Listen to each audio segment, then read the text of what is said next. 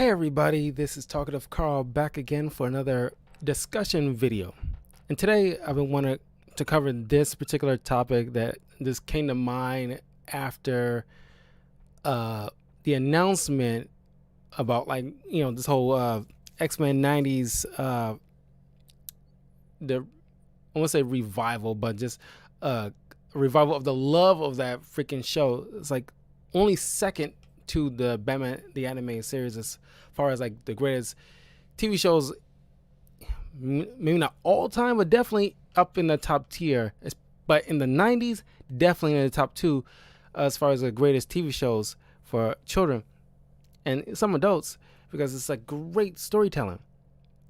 And now that we know, like, at least I would think, maybe probably a good idea that, because not obviously currently in phase 4 that we're currently in, but maybe in phase 5 or 6, we can, in a single phase, for the most part, concentrate on focusing on solo films for different X-Men members, and maybe a few of those have double team up kind of thing. Like, you can try to make like a Cyclops centered movie, but you can also possibly make one for like a double team up with Jean Grey, so you can have 2 for 1 kind of thing.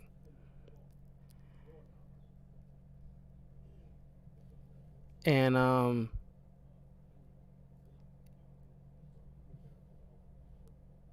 sorry, it's like things outside my door. And I was saying, like, the I figured that obviously it's probably a good idea to hold off on making a Wolverine movie, because we were thinking like kind of like a movie's centered around Professor Xavier, Magneto, and Wolverine. It's probably been like, I think Fox kind of like milked that for too long, to the point where it's like, hold off on that. Not saying we don't want it for the MCU, or at least curious about how the MCU would handle those characters, but I think we should like stay your hand on those movies about these guys for at least a little bit, maybe towards the tail end of the, let's say they do like a single phase for movies centered around each, maybe not each member, but at least for the bulk of the main cast of the members, like one movie for Storm, one movie for like Cyclops, with a possible like maybe team up with Jean Grey. Just depends on however a particular director want to do it, but leave that the tail end of the phase with like Wolverine and Professor Xavier. And Professor Xavier movie should be like a team up with Magneto, to be honest, because those two go hand in hand. They're like the Marvel's equivalent to Martin Luther King and Malcolm X. So those two kind of go hand in hand, but leave those at like the tail end, so that way we can get like the people that didn't get much shine in like the Fox properties.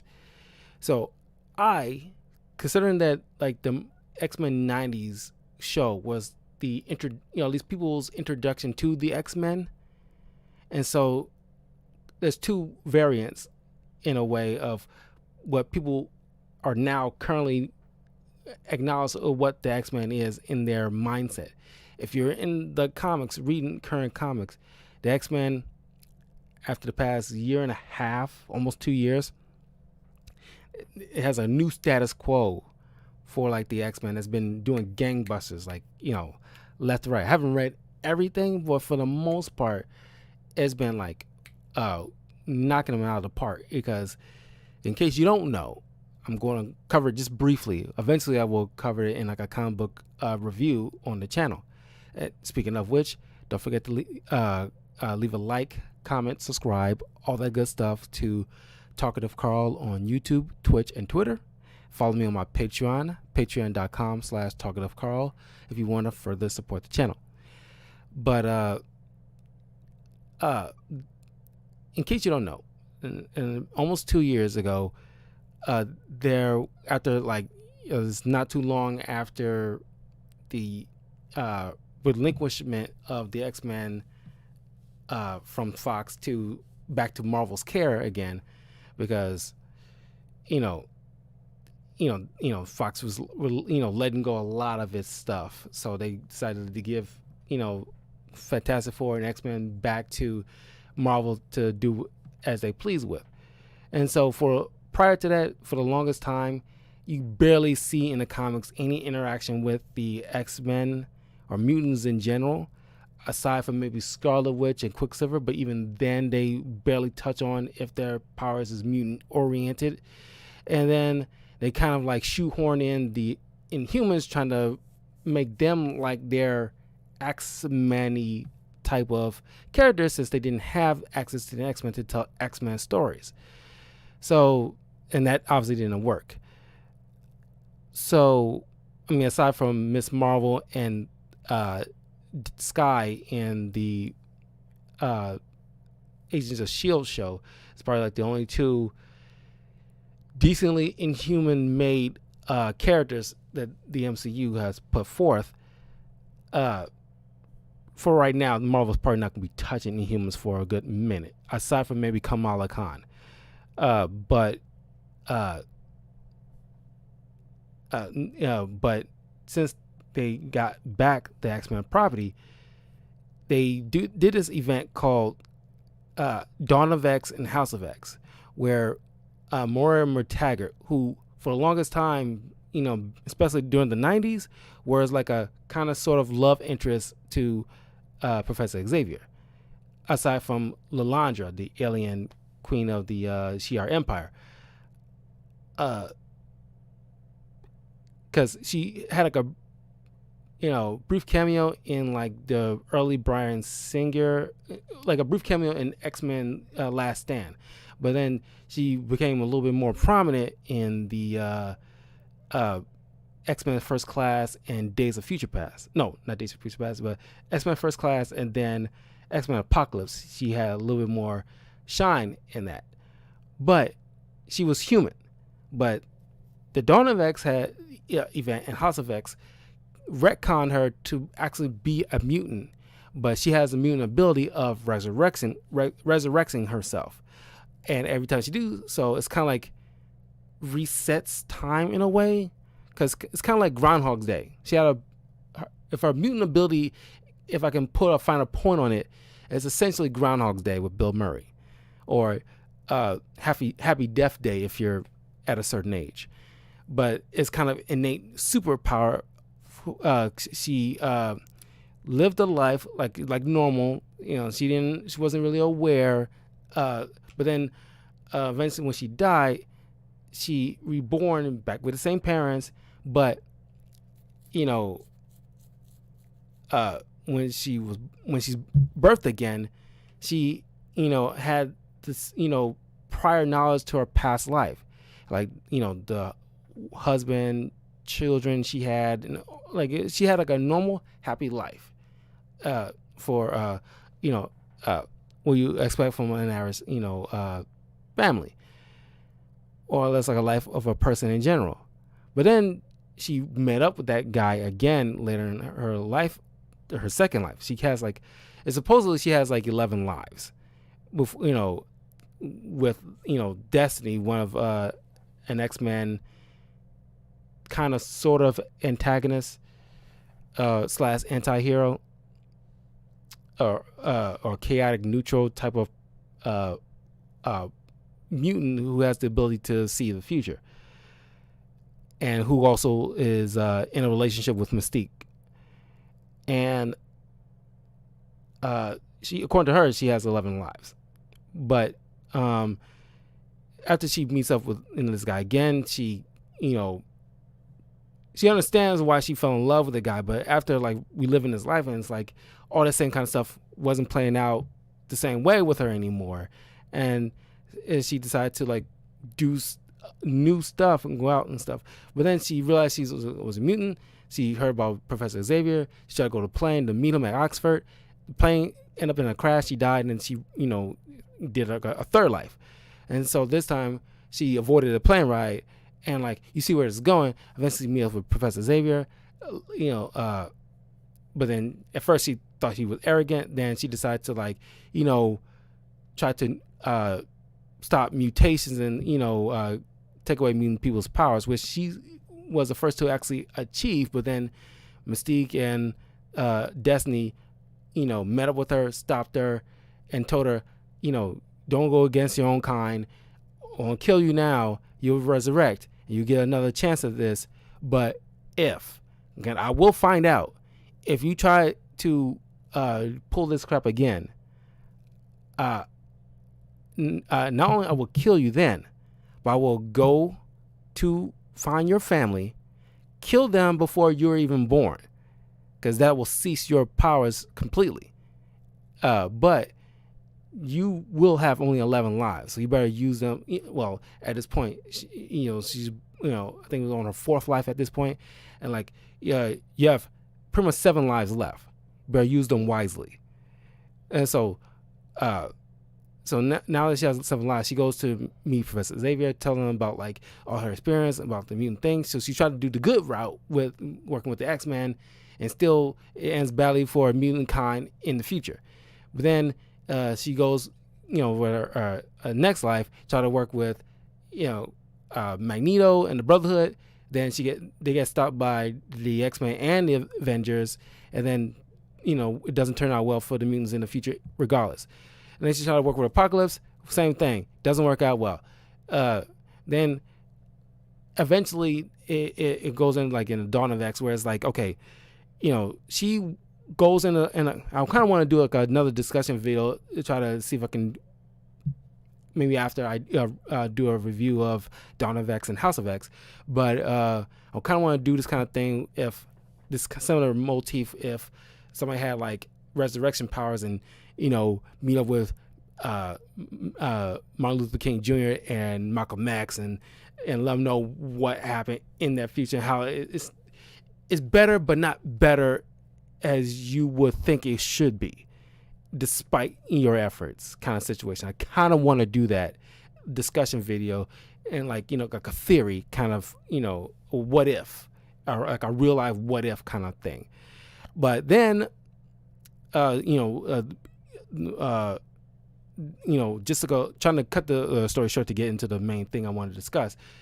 They, in the status quo currently, is the mutants have their own private island. They're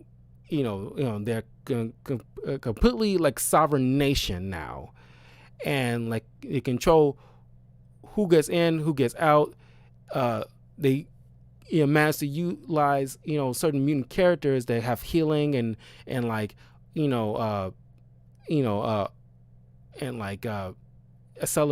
accelerated growth and all this other stuff to these little few members of mutants that can actually by and large help resurrect mutants if case they die. And with a portable cerebro on Professor X's head, he can have backup files essentially, which is a more advanced cerebro, thanks to the CR Empire and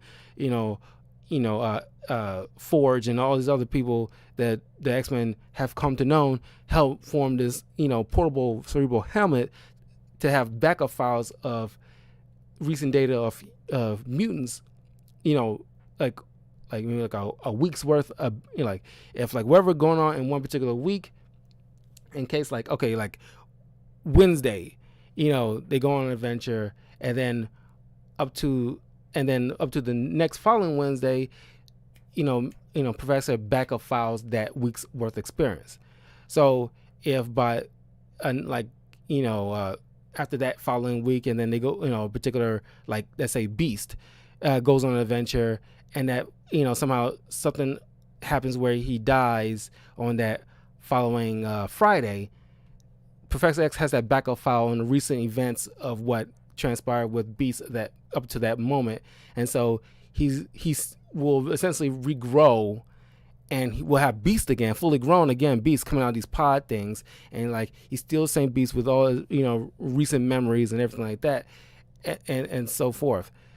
So they can essentially control life and death in a way, and then they pretty much have a sex island. It's like, be, as Nightcrawler would say, like, be fruitful and multiply, and they have their set of, their own religion, their set of government rules and regulations, like no mutants shall harm other mutants, and the most egregious, like Sabretooth, gets put in this pit, this deep, dark, cavernous, almost seamlessly endless pit that you pretty much like store there because it's not going to be, a team member on this kind of thing. And they got this own little council with, Professor X, Magneto. Well, at this point in time, they have Professor X, Magneto, Apocalypse, Sebastian Shaw, Emma Frost, Jean Grey, and Nightcrawler on this little council. I mean, of course, they kind of like recently they've been like, having to alternate a few of those people, but it's like a council that they govern themselves, and they have these little portable gates that they can control whether only mutants can enter, and only mutants can, allow access to non-mutants to enter and come and go. Like if any of the Avengers want to talk with the X-Men, you need a mutant to give them like kind of like a bouncer at like a club. It's like they're good, they can come in kind of situation. Like you gotta be like really good with like Andy's X-Men to be to give like the the okay to come and go. So, and that's currently what's going on in the X-Men currently right now. But I'm suspecting, because it's not that prevalent in like zeitgeist as of yet. I'm pretty sure maybe eventually they'll get to this place in the movies. But I imagine in the MCU they will focus on the more familiar 90s version of the X-Men. So that's what they'll probably go with. And so that's where like my idea comes in, where Jubilee is an awesome character, and she definitely has not been given a lot of love.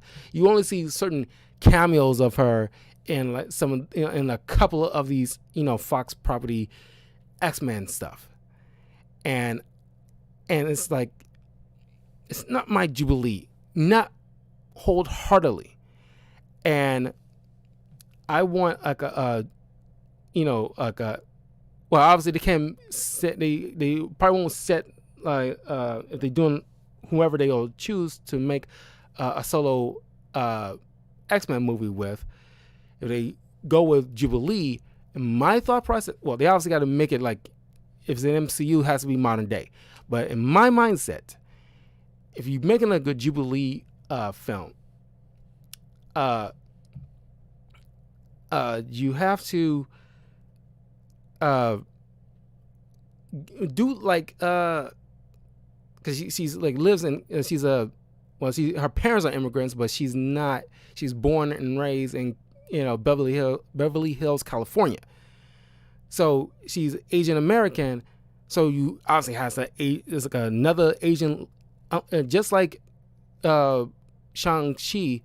You have another female Asian-led film for a Marvel property, and she may not be like, this may not be set in the 90s, but just like Star-Lord, who has all this like, when the Guardians movies came out, it was like a lot of 80s soundtracks going on. And what I want for Jubilee is have like, her classic yellow trench coat with the pink shades and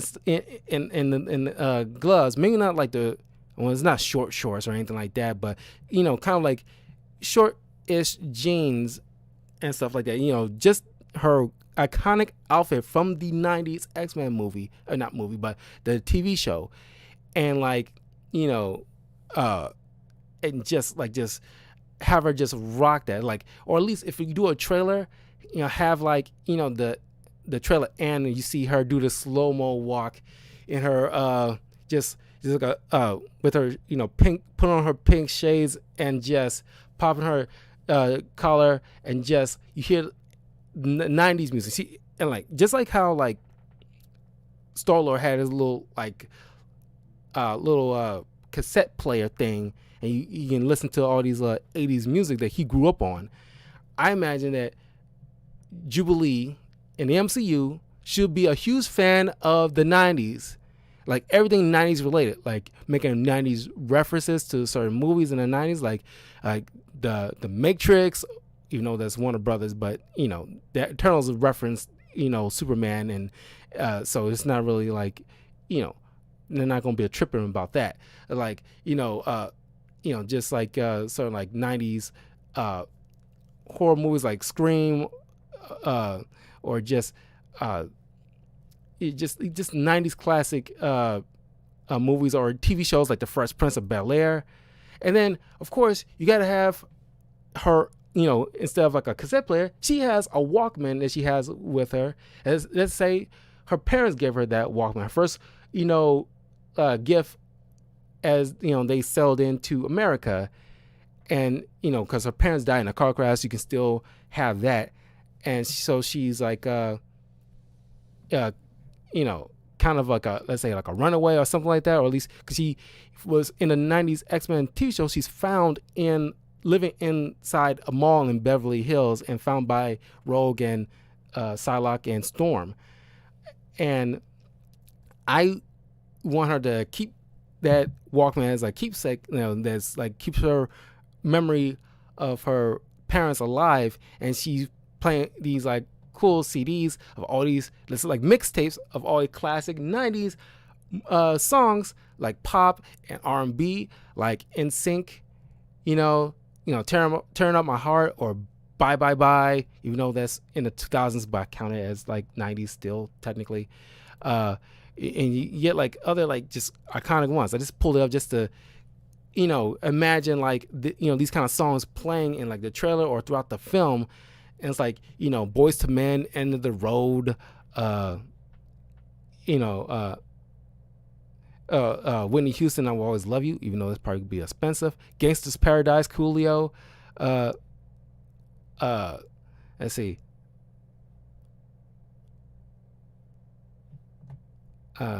Backstreet Boys, I Want It That Way. It's been getting a lot of love in the past few years. TLC, No Scrubs. What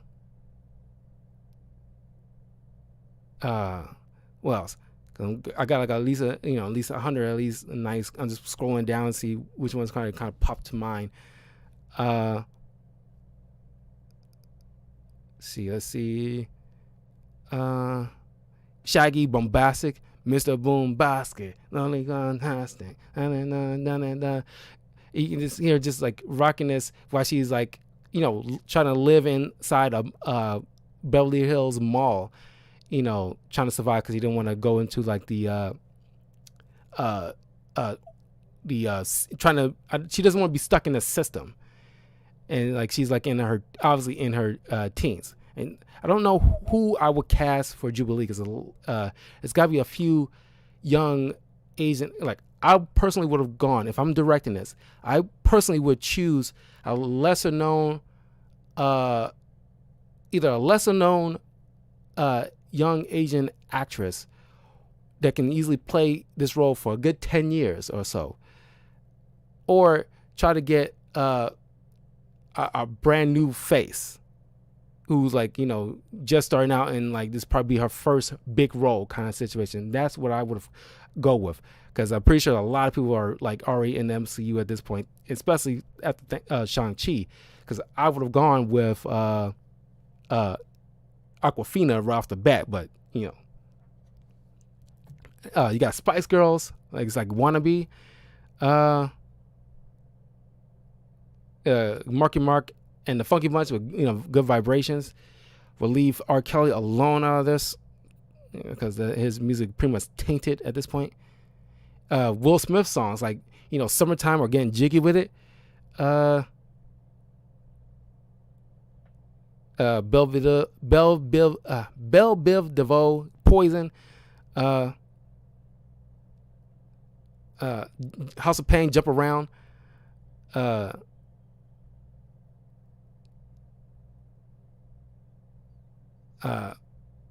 else?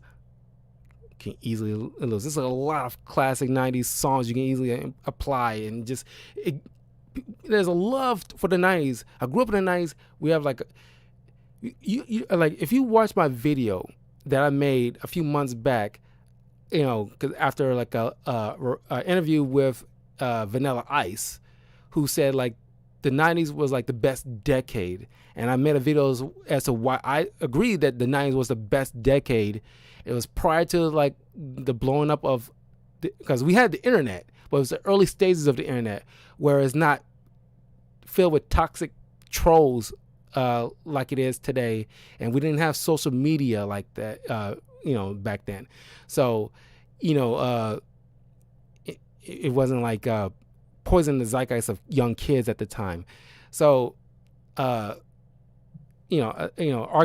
the 90s was the greatest decade for like a renaissance for music, like creativity for music, TV shows, and movies that stood the test of time, making Friday references, like she can say "Bye Felicia" or something like that. You got TLC Waterfalls. You can easily put into the album, because can you imagine the soundtrack to the Jubilee film being lit as it'll blow Guardians of the Galaxy soundtrack out of the water, as hardcore as these like pop and 90s R&B songs are. More Backstreet Boys, obviously, Everybody, for example. We gotta stick within like making references, because if she loves the 90s, it has to be stick with from 1990 all the way to the year 2000. That is the overall 90s decade.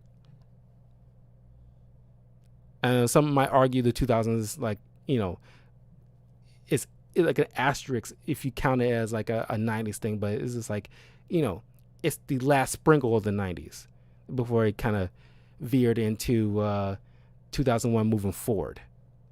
Arguably 2001 into 2010 is its own separate decade, arguably. MC Hammer, You Can Touch This. It reminded me of, which I need to do, because I got a lot of views for. Check out my review, one of my first movie reviews of 2000's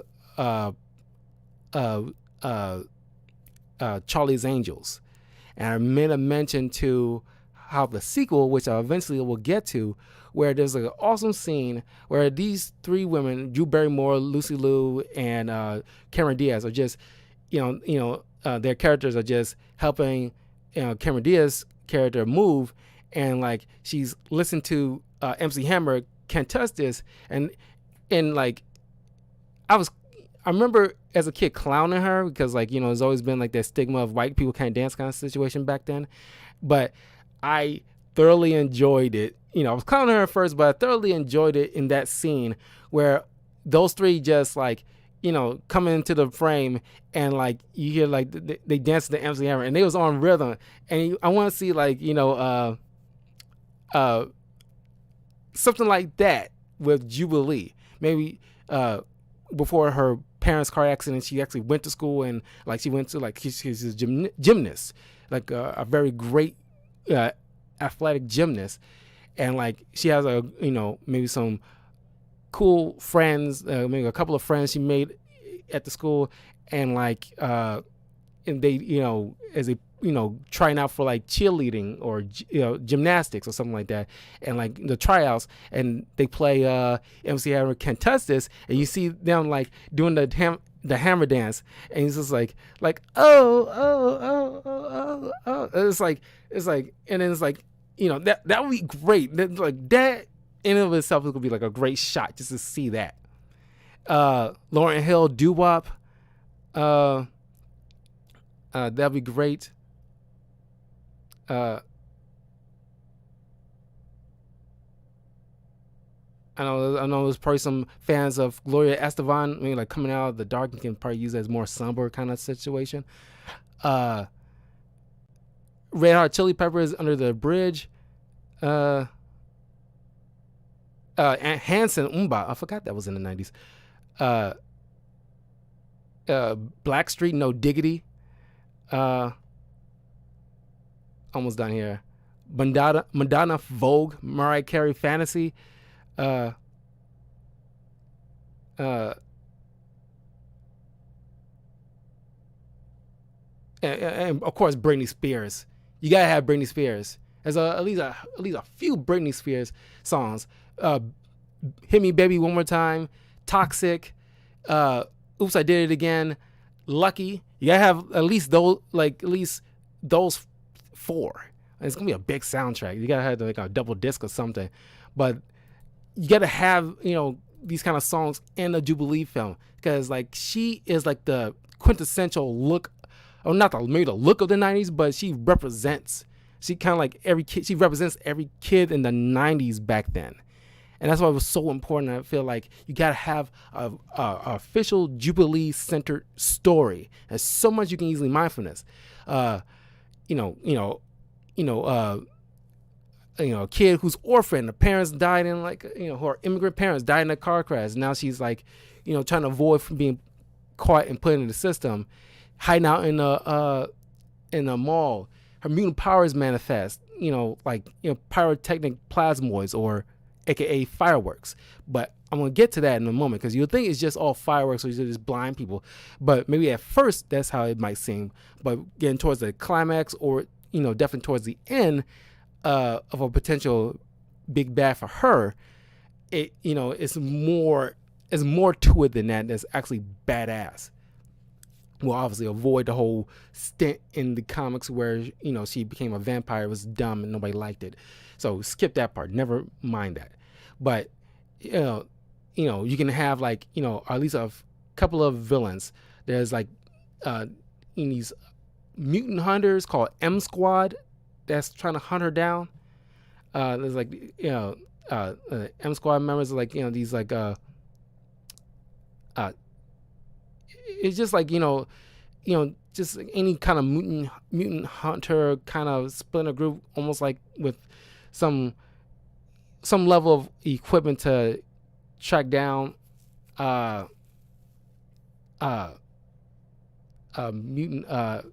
mutants to apprehend. Let's see, look at what they're really about. The members of M Squad were simply regular scientists studying the Empire State Building during the event known as Inferno. When they and their equipment were absorbed into the building. After Inferno, they emerged from with strangely changed equipment that they decided to use to hunt mutants. Their first and only job was hunting the mutant Jubilee, which ended in complete failure when some of the X-Men intervened. What became an M Squad afterwards is unrevealed. So you can actually have them as a potential hit squad going after. You can have just random people, random actors, as almost like some kind of SWAT kind of mercenaries, and then the creators of Chris Claremont of M Squad. You can have M Squad track down Jubilee after her powers manifested while she's being chased down by mall security. In the comics. And in the TV show, the X-Men, ladies Dazzler, Psylocke, Rogue, and Storm were there to help get Jubilee out of that mess. But obviously, they can't introduce these guys just yet, so she got to be on her own handling this by herself. You can actually make this a coming of age story herself as well.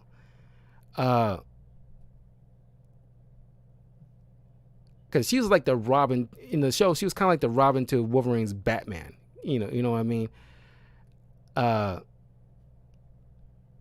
So easily the M Force can easily be like her. She's being hunted down by these guys, and she's constantly on the run. And it's possible that their leader, who I think should be very easily, what is the doggone guy's name? Because he absorb energy. I forgot what his name is. Hold on.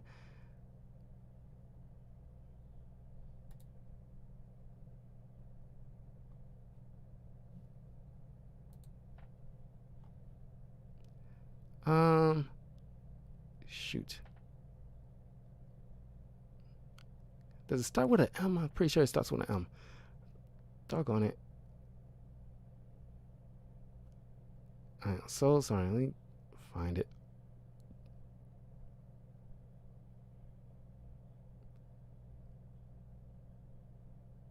You know, she's also was like best friends with like Kitty Pryde and Yelena, the little sister of Colossus.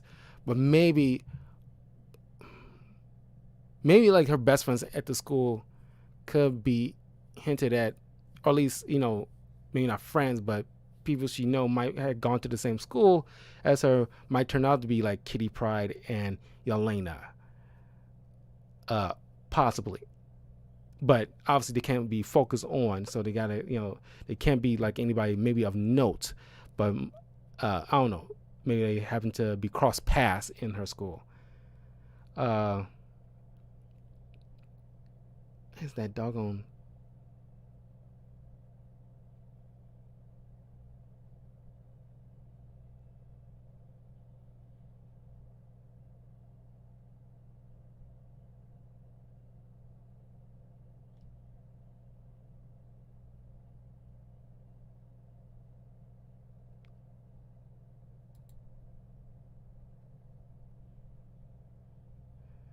Um,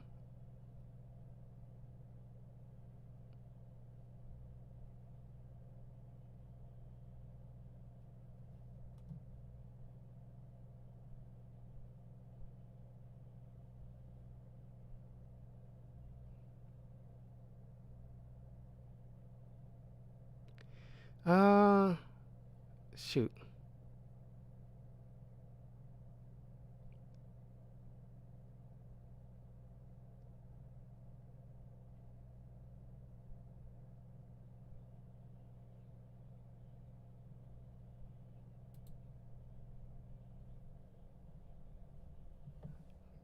Yeah, keep it small, not too big for Jubilee, because he's only going to be young.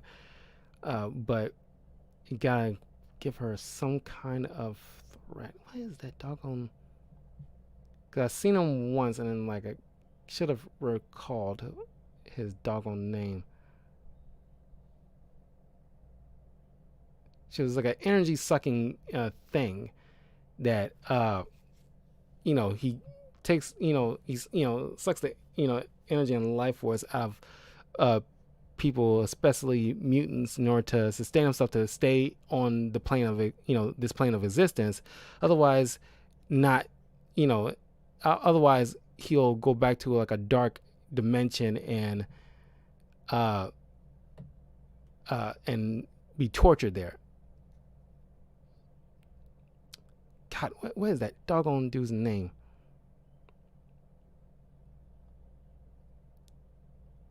Son of a gun.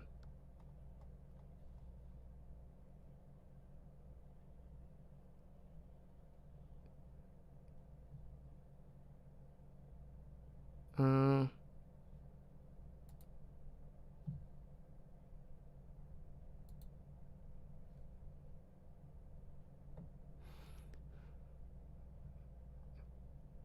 sorry, it's gotta be.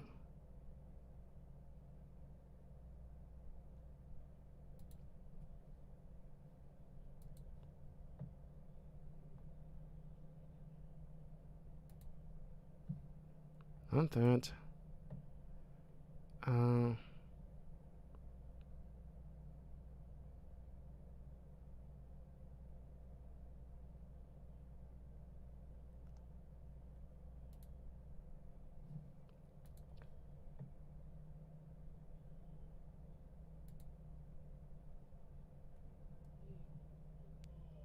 oh, and easily like, because these are just short, you know, you know, only like one stent kind of. It could be easily a deep cut. The leader, at least like what's that, leaders, but like kind of captains of the M Force could be like these guys, Reno uh, and Mordecai. They're kind of like nothing type of guys, but it kind of like had like a major part of the death of Jubilee's parents, so they can easily have some kind of involvement in the movie. So that'd be a cool deep cut, so you can learn about like these, just seemingly know nothing henchmen. Like you gotta find like that guy that I think would be a good big bad for someone like Jubilee, giving her powers.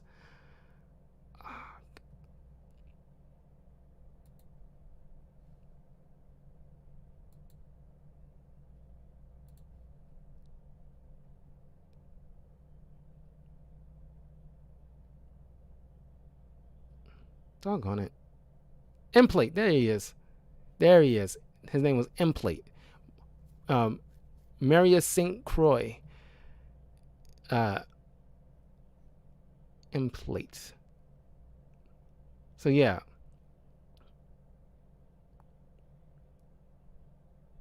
You can have him to be like he looks almost like the comic book version of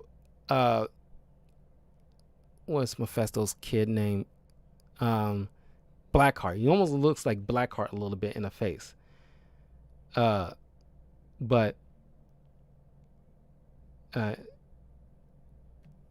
he's like has like the he can easily be like the big bad for Jubilee in her movie, orchestrating like mutant orphans being rounded up by M-Force maybe, and like being secretly like a mutant himself, but like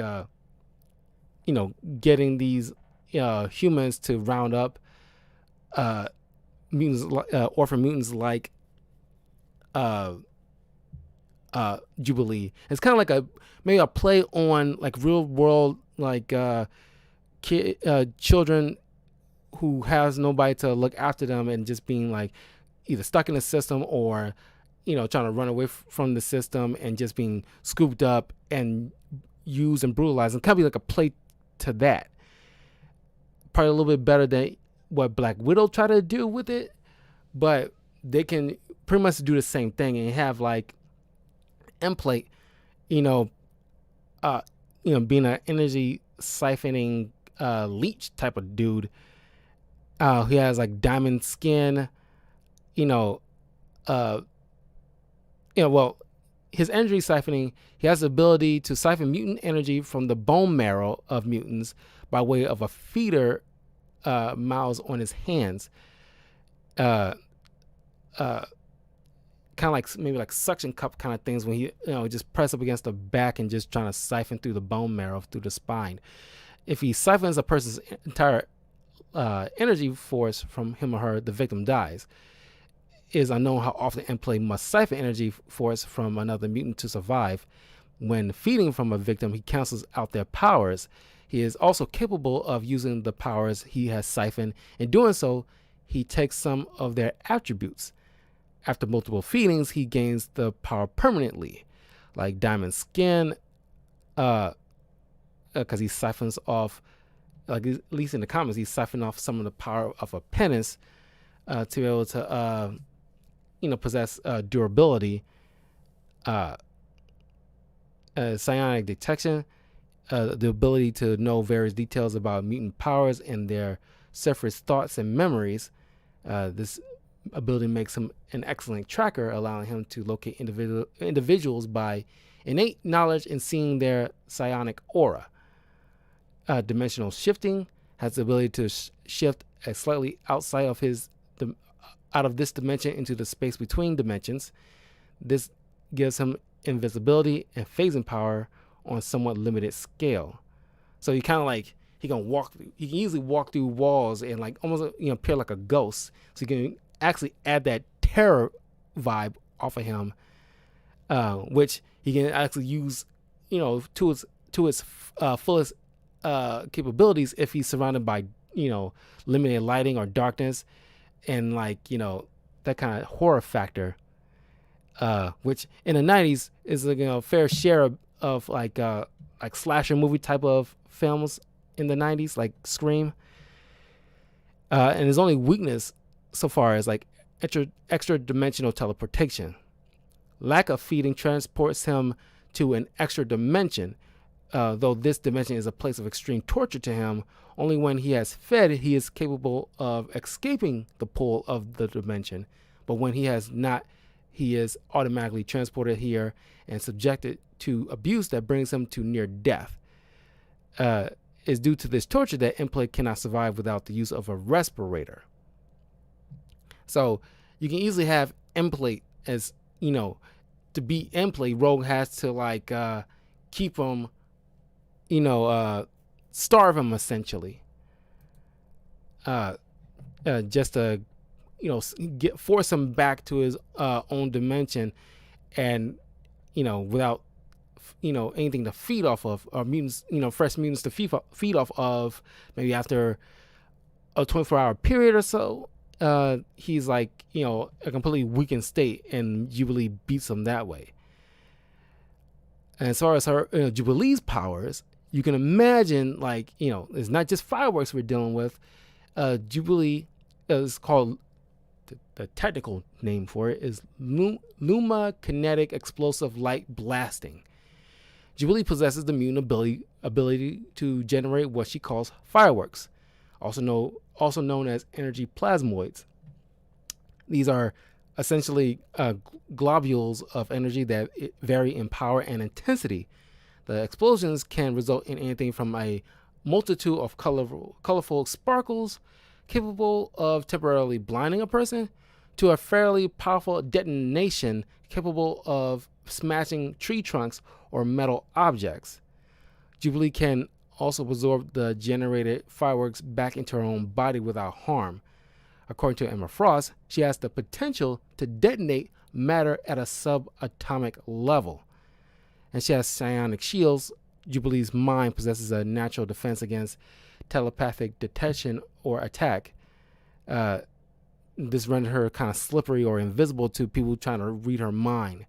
So this can be like fortuitous for her, considering that Emplate, counts on when he's feeding off a mutant, he can actually, if that mutant escapes his grasp or something and try to run away, he can easily track them down because he got enough to be able to pick up on their that psychic connection that he managed to get from the bone marrow. Essentially, it's like kind of like a bloodhound, but that won't work with Jubilee's kind of like shielding. Kind of like passive shielding in her brain makes it very hard for him to kind of track down or can get like a distinct pinpoint target.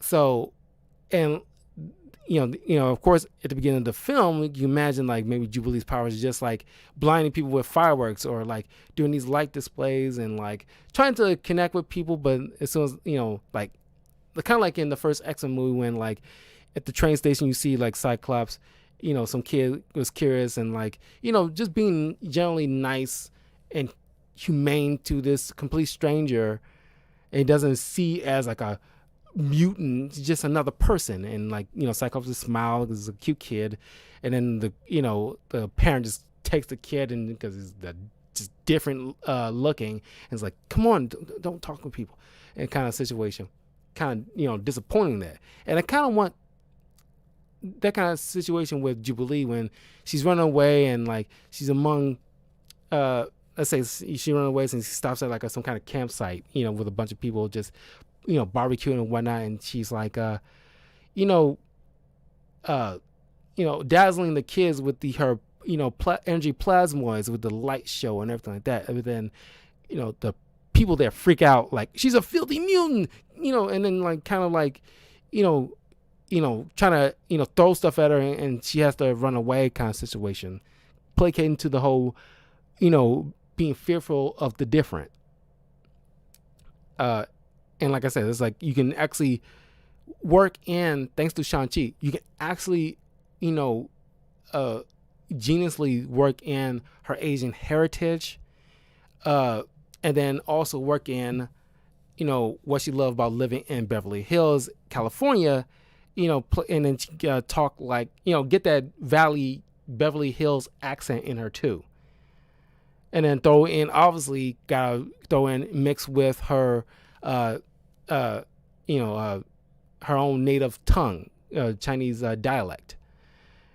But you can start off with that little light show, but then defeating this, villain,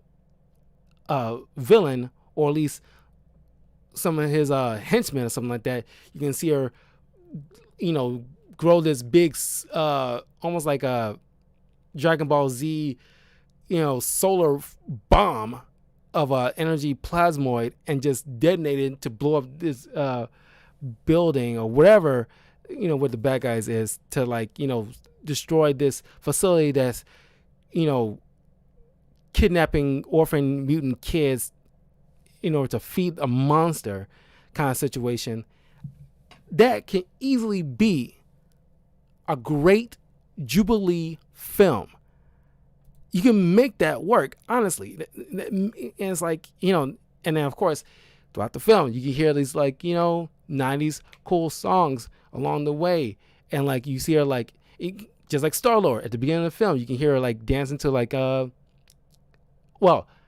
remember in X2, when they in that car for a brief moment and they play on the radio, you hear NSYNC's Bye Bye Bye. You can have that, as a nod to that moment, have that, or maybe a nod to that moment will be her trying to hijack a car, and that music comes on, and just to nod to that moment. But maybe at the beginning of the film, you can have her dancing to Backstreet Boys, or something like that, something like Poppy, or Britney Spears, Oops, I Did It Again, something like that. I start off with Britney Spears, Oops, I Did It Again, and just she just dance. I don't know if this should start with in the mall, and she's maybe it starts off and she's in a mall, she's by herself dancing, hiding out and dancing to Britney Spears before she gets caught by security. And then you have these little kind of like the way Deadpool did it, where these little moments of flashbacks to how things got started and where it's leading up to. That can easily work too, that Deadpool method. But that's how my thing, I don't know how, in case you want me to do this, leave a comment below to this video and ask if there's another way for me to come up with an idea for another X-Men solo related film, like Beast or Cyclops, or even Storm especially. And leave a comment if you want me to try to do something like that again, because it can easily work. And if I can easily talk to Kevin Feige, and he probably had this notion in mind already. He's already, got this stuff planned out, 3-5 years ahead of time. But you can easily make, if I can tell him, you can make, you can do solo films to these X-Men people before you can do a solid team up. Because maybe doing a solid team up right off the bat might, be tough to give a particular character their moment. Do the Avengers thing, where a solid phase is dedicated to each member of the X-Men, to where you got Jubilee, you got a Jubilee movie, you got a Storm movie, you got a Beast movie, you got a Cyclops movie, Jean Grey movie, or Jean Grey / Cyclops movie, or a Gambit movie, a Rogue movie, and then a Professor X and / Magneto movie, and then a Colossus movie, and then eventually a Wolverine movie at the tail end, and they all culminate together in this one massive team up to form the X-Men. But if you're curious and want to know how would I do a Beast movie or whatever, please leave a comment below and let me know if you want me to try to do this again, and what you think of my pitch to how to break in Jubilee into the MCU. Did you like my idea? As slightly crude as it might have been, please leave a comment below.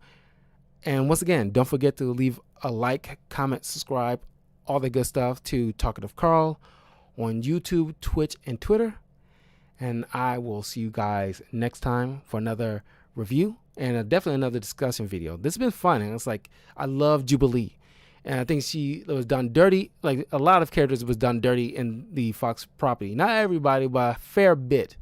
And I think Jubilee, especially after this little revival or renewal of the love people have for the X-Men 90 show, Jubilee needs a solo film and definitely needs to be prominent in the X-Men movies going forward in the MCU. So yeah, I will see you guys next time. Take care, be safe, and have a wonderful weekend. Peace.